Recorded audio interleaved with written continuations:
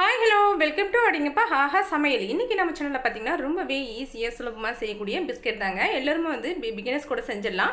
அந்த அளவுக்கு வந்து டேஸ்டியாக இருக்கும். சால்ட் பிஸ்கெட் எப்படி செய்யலான்றது நம்ம வீடியோவில் வந்து பார்க்க போகிறோம் ஃப்ரெண்ட்ஸ். அதாவது ஒரு கப் கோதுமை இருந்துச்சுன்னா ஈஸியாக வந்து செஞ்சிடலாம் ஃப்ரெண்ட்ஸ். இப்போ எப்படி செய்யலான்றதை பார்க்கலாம். அதுக்கு முன்னாடி நம்மளோட சேனலை சப்ஸ்கிரைப் பண்ணுங்கள். பக்கத்தில் இருக்கிற பெல் ஐக்கனையும் கிளிக் பண்ணிக்கோங்க. அப்போ அதை நான் கொடுக்குற ஒவ்வொரு வீடியோ உங்களுக்கு நோட்டிஃபிகேஷனாக வந்து சேரும் ஃப்ரெண்ட்ஸ். இப்போ எப்படி இந்த பிஸ்கெட்டை வந்து சால்ட் பிஸ்கெட் ரெடி பண்ண போகிறோன்றதே நம்ம வந்து வீடியோவில் வந்து பார்த்துடலாம் ஃப்ரெண்ட்ஸ். வாங்க வீடியோக்குள்ளே போகலாம். இப்போ பார்த்தீங்கன்னா நான் வந்து 1/4 கப் வந்து சர்க்கரை எடுத்திருக்கேன். இந்த சர்க்கரை கூட பார்த்தீங்கன்னா 2 ஏலக்காய் போட்டு நல்லா பொடி பண்ணி இப்போ எடுத்துகிட்டு வந்து நான் சளிச்சு எடுத்துக்கிறேங்க. இப்போது இது கூட நம்ம வந்து பார்த்தீங்கன்னா நம்ம பேக்கிங் சோடா வந்து ஒரு 1/4 டீஸ்பூன் வந்து சேர்த்துக்கலாம். உப்பு கொஞ்சம் சேர்த்துக்கலாங்க. அதாவது ஒரு 1/4 டீஸ்பூனுக்கே சேர்த்துக்கிறேன். இப்போ நல்லா ஜலிச்சு எடுத்துட்டோம் அப்படின்னா நமக்கு வந்து அந்த பேக்கிங் சோடா உப்பு எல்லாம் ஈவனாக வந்து நல்லா மிக்சிங் ஆகி வரும். இப்போ இது கூட நம்ம வந்து சேர்க்க போகிற பொருள் பார்த்தீங்கன்னா நான் வந்து ஒரு 1/2 கப் வந்து ரீஃபண்ட் ஆயில் வந்து எண்ணெய் வந்து எடுத்துக்கிறேன். அதாவது வாசனை இல்லாத எண்ணெய் வந்து நம்ம எடுத்துக்கலாங்க. இப்போ இதோடு சேர்த்துட்டு நம்ம வந்து மிக்ஸ் பண்ணி எடுத்துக்கலாம். இப்போ இது கூட வந்து நான் வந்து வெள்ளை எள்ளு வந்து சேர்க்குறேன். வெள்ளை எள்ளு சேர்க்கறதுனால நம்மளோட பிஸ்கெட் பார்த்திங்கன்னா ரொம்பவே கடிச்சு சாப்பிட்றதுக்கு அவ்வளோ ஒரு டேஸ்ட்டாக இருக்கும். அதனால் நான் வந்து சேர்த்துக்கிறேன். இப்போ இந்த வெள்ளை எள்ளு போட்டு செய்கிறதுனால பார்த்திங்கன்னா நம்மளோட பிஸ்கெட் பார்த்திங்கன்னா பார்க்குறதுக்கு நல்லா சூப்பராக இருக்குங்க. அது சாப்பிட்றதுக்கு நல்லா டேஸ்டியாக இருக்கும். கண்டிப்பாக மறக்காம நீங்களும் வந்து ட்ரை பண்ணி பாருங்கள். ஒரு டிஃப்ரெண்ட்டாக நான் வந்து செஞ்சுக்கிட்டு இருக்கேன். அதாவது பார்த்தீங்கன்னா நீங்கள் நட்ஸ் கூட அதில் வந்து குட்டி குட்டியாக நல்லா கட் பண்ணி சேர்த்துக்கலாம். இப்போ நல்லா மிக்ஸ் பண்ணி சேர்த்தாச்சு. இது கூட கொஞ்சமாக வந்து நெய் வந்து சேர்த்துக்கிறேங்க. கொஞ்சம் டேஸ்ட்டாக வரணுன்றதுக்காக நான் வந்து நெய் வந்து சேர்த்துக்கிறேன். ஒரு 1/2 டீஸ்பூனுக்கு தான் சேர்த்துருக்கேன். நீங்கள் பட்டர் இருந்தால் கூட சேர்க்கலாம், இல்லைன்னா நெய் இருந்தால் கூட சேர்க்கலாம். நான் வந்து எண்ணெய் தான் சேர்த்துருக்கேன். இது கூட பார்த்தீங்கன்னா நான் வந்து 1 கப் வந்து கோதுமாவே எடுத்திருக்கேன். அதாவது நம்ம வந்து இப்போ எடுத்தோம் இல்லையே எண்ணெய், அதால் அந்த கப்பால் 1 கப்பு வந்து நான் கோதுமாவே எடுத்திருக்கேன். நீங்கள் எந்த கப்பால் எடுக்கிறீங்களோ அந்த கப்பால் வந்து அளவுகளை வந்து கரெக்டாக பார்த்து எடுத்துக்கோங்க. இப்போ பார்த்தீங்கன்னா நம்ம விஸ்கு வச்சு நல்லா மிக்ஸ் பண்ணி வச்சு, இருந்தாலும் நம்ம வந்து கை விட்டு நல்லா ஒரு பக்குவத்துக்கு நல்லா கரெக்டாக வந்து பிசைஞ்சு எடுத்துக்கணும்.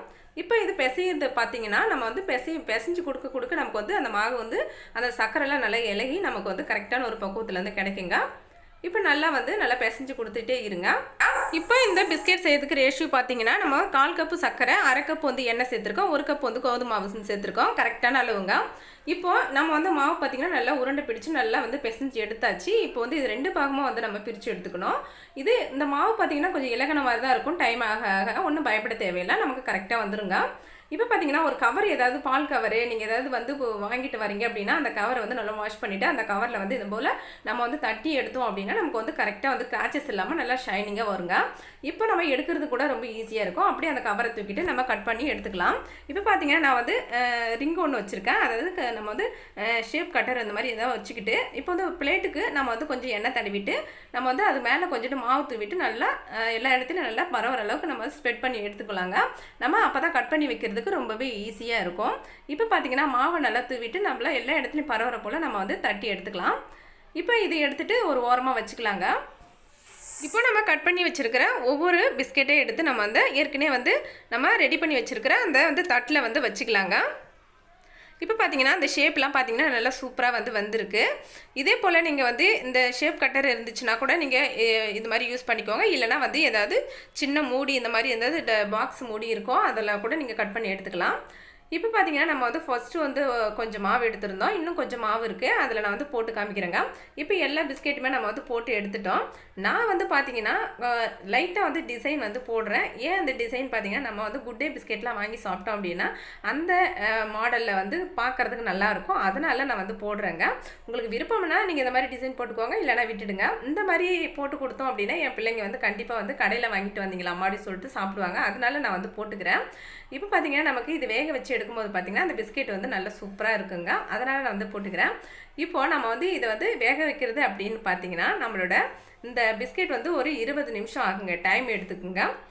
ரொம்ப நேரம் வேக வச்சிங்க அப்படின்னா ரொம்ப ஹார்டாக போயிடும். அதனால் வந்து 20 நிமிஷம், அதுக்கு 21, 22ன்னா கூட பரவாயில்லைங்க. கரெக்டாக எடுத்து ஆற வச்சிட்டிங்க அப்படின்னா நமக்கு வந்து அந்த பிஸ்கெட் பார்த்திங்கன்னா நமக்கு வந்து கரெக்டாக வந்து ஆறினதுக்கப்புறம் நல்லா சூப்பராக மொறுன்னு வந்துருங்க. ஒன்றும் பயப்பட தேவையில்லை. இப்போ நம்ம டிசைன் எல்லாம் வந்து போட்டு எடுத்துட்டோம். இது வந்து நம்ம வந்து இப்போ வந்து குக் பண்ண போகிறோம்.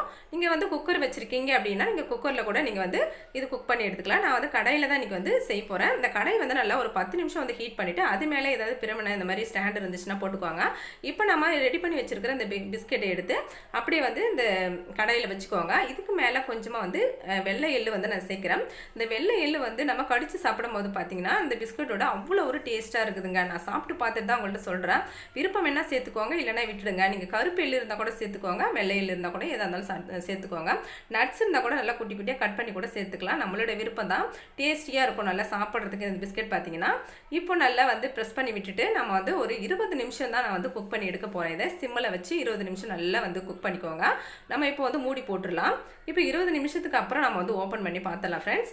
இப்போ பார்த்தீங்கன்னா நம்மளோட பிஸ்கெட் பார்த்தீங்கன்னா 20 நிமிஷம் நல்லா வந்து வந்திருக்கு. அது அப்படியே ஒரு ஓரமாக இருக்கட்டும், ஆறட்டும். இப்போ நான் கொஞ்சமாக மாவு வந்து எடுத்திருக்கேன். போட்டு எடுத்ததில் இந்த மாவில் பார்த்தீங்கன்னா உங்ககிட்ட வந்து ஷேப் கட்டரு இல்லை, என்னால் அது மாதிரி போட முடியாது அப்படின்னு சொல்லிட்டு பார்த்தீங்கன்னா நல்லா மாவை வந்து இந்த மாதிரி குட்டி குட்டி உருண்டையை எடுத்துக்கோங்க. நல்லா உருட்டி பிடிச்சிங்க அப்படின்னா நல்லா அழகாக வருங்க. இந்த மாதிரி நம்ம வந்து லைட்டாக நம்ம வந்து ப்ரெஸ் பண்ணி எடுத்தோம் அப்படின்னா நமக்கு வந்து கரெக்டாக ஒரு ஷேப் வந்து கிடச்சிடும். குட்டி குட்டி பிஸ்கெட் வந்து ரெடி ஆயிருங்க. இப்போ பார்த்தீங்கன்னா நம்ம வந்து உடனே போட்டு அழுத்தக்கூடாது. லைட்டாக நம்ம வந்து அழுத்தி எடுத்துக்கணும். இப்போ மேலே கொஞ்சோண்டு எள்ளை வந்து தூவிட்டு நம்ம வந்து நல்லா ப்ரெஸ் பண்ணி கொடுத்துட்டோம் அப்படின்னா நமக்கு குட்டி பிஸ்கெட் வந்து ரெடி ஆயிருங்க. இதில் பார்த்தீங்கன்னா கிட்டத்தட்ட ஒரு 20 பிஸ்கெட் 25 பிஸ்கெட் இதில் வந்து கிடைக்குங்க. நம்ம வந்து அந்த பால்ஸ் வந்து உருட்டி எடுக்கிறத பொறுத்து இருக்குது. இப்போ இந்த மாவில் வந்து நான் உங்கள்கிட்ட செஞ்சு காமிக்கிறேன். உங்களுக்கு விருப்பம்னாங்க இந்த ஸ்டெப்பில் கூட நீங்கள் போட்டு எடுத்துக்கலாம். ரொம்பவே ஈஸியாக சுலபமாக வேலை வந்து முடிஞ்சிருங்க. இப்போ நம்ம போட்டு எடுத்துட்டோம். நம்மளோட பிஸ்கெட்டும் பார்த்திங்கன்னா நல்லா ஆறிட்டு இப்போ நம்ம வந்து ஒரு பிளேட்டுக்கு வந்து அரேஞ்ச் பண்ணிடலாம். இப்போ பார்த்திங்கன்னா இது வந்து எடுக்கும்போது கொஞ்சம் வேகாத மாதிரி தான் இருக்கும். ஆனால் பார்த்திங்கன்னா நல்லா வெந்திருக்கும். இது வந்து கொஞ்சம் ஆற தான் நமக்கு வந்து கிறிஸ்பியாக வந்து கிடைக்குங்க. அதனால் ஒன்றும் பயப்பட தேவையில்லை. நல்லா ஆற வச்சிடலாம். ஆற வச்சதுக்கப்புறம் நம்ம அந்த பிஸ்கெட் எப்படி இருக்குன்றது நம்ம வந்து பார்க்க போகிறோம் ஃப்ரெண்ட்ஸ். இப்போ பார்த்தீங்கன்னா நம்மளோட பிஸ்கெட் வந்து ரொம்ப பர்ஃபெக்டாக வந்து சூப்பராக ரெடி ஆயிருச்சு. நீங்களும் வந்து தாராளமாக வந்து ரெடி பண்ணலாம். இன்னும் கொஞ்சம் மாவு இருக்குது. அந்த மாவு வந்து நான் போட்டுட்டு மொத்தமாகவே வந்து காமிக்கிறேன் ஃப்ரெண்ட்ஸ். இப்போ பார்த்தீங்கன்னா நம்மளோட பிஸ்கெட் பார்த்தீங்கன்னா சூப்பராக வந்து ரெடி ஆயிடுச்சு. நம்ம இந்த டீயோட தொட்டு சாப்பிடும் போது பார்த்தீங்கன்னா அவ்வளோ ஒரு அட்டகாசமாக இருக்கும். ரொம்பவே டேஸ்டியாக இருக்கும். வீட்டில் சுலபமாக ஈஸியாக வந்து பிகினர்ஸ் கூட இந்த பிஸ்கெட் வந்து ரெடி பண்ணிடலாங்க. அவ்வளோ ஒரு டேஸ்டியாக இருக்குது. நல்ல சூடான டீ கூட இதை தொட்டு சாப்பிட்டோம் அப்படின்னா நமக்கு வந்து ஈவினிங் ஸ்நாக்ஸாக ரொம்பவே டேஸ்டியாக சாப்பிட்லாங்க. அந்த அளவுக்கு வந்து டேஸ்டியாக இருக்கும். சூப்பராக இருக்குங்க அந்த பிஸ்கெட்டு. நீங்களும் மறக்காமல் 1 கப் கோதுமாவு இருந்துச்சு அப்படின்னா நம்மளோட பிஸ்கெட் வந்து ரெடி ஆகிரும். நம்ம கடைகளில் போயிட்டு காசு கொடுத்து வாங்கிட்டு வந்து சாப்பிடணுன்ற அவசியம் இல்லை. கடைகளில் பார்த்தீங்கன்னா நிறைய நாள் வந்து செஞ்சு அது ஸ்டோரேஜில் வச்சுருப்பாங்க. அதனால் நம்ம வீட்லேயே வந்து சுலபமாக ஈஸியாக வந்து குழந்தைங்களுக்கு செஞ்சு கொடுத்தோம் அப்படின்னா ரொம்பவும் ஆரோக்கியமாக சாப்பிடுவாங்க. அது மட்டும் இல்லாமல் அந்த பிஸ்கெட்டு ரொம்பவும் ஹெல்த்தியாக கூட இருக்குங்க.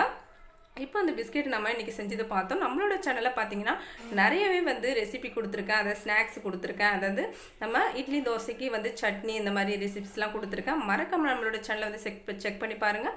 இப்போ பார்த்தீங்கன்னா இந்த பிஸ்கெட்லாம் பார்த்தீங்கன்னா நல்லா உடச்சி எடுக்கும்போது நல்லா புட்டு அழகாக வருது பாருங்கள். அந்த அளவுக்கு நல்லா கிறிஸ்பியாக இருக்குது. இந்த பிஸ்கெட் உங்களுக்கு பிடிச்சிருக்குன்னு நினைக்கிறேன். பிடிச்சிருந்தால் லைக் பண்ணுங்கள், ஷேர் பண்ணுங்கள், மறக்காமல் சப்ஸ்கிரைப் பண்ணுங்கள் ஃப்ரெண்ட்ஸ். நன்றி, பாய்.